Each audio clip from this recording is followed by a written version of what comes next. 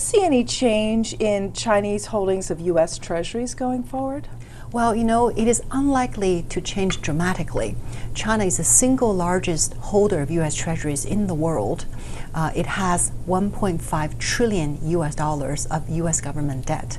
China's foreign exchange reserves have grown very rapidly over the years. Now it stands at 3.8 trillion US dollars, out of which 1.5 is invested in U.S. treasuries. So even though China may buy incrementally less, it really cannot sell down too much, given the huge size of the Chinese holdings. What needs to happen next on the reform front? Obviously, this is a very long and involved and complicated journey. What would be the best next steps in your view? Well, China needs to undertake painful structural reforms, which means several things. Number one, they need to reduce leverage and debt ratios in the economy. Number two, they need to shut down some of the inefficient factories in industries that are experiencing a lot of overcapacity, including steel making, aluminum smelting, etc.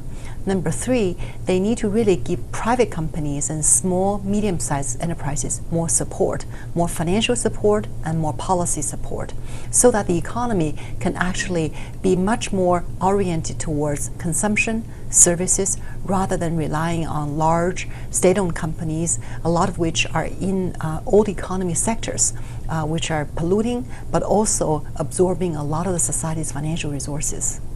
How much concern is there that this slowdown in China will move beyond China's borders and impact other countries in the Asia-Pacific region?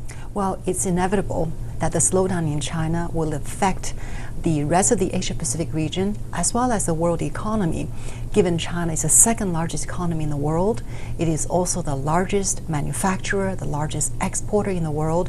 It is also the single biggest consumer of commodities, from energy to metals to agricultural consumption.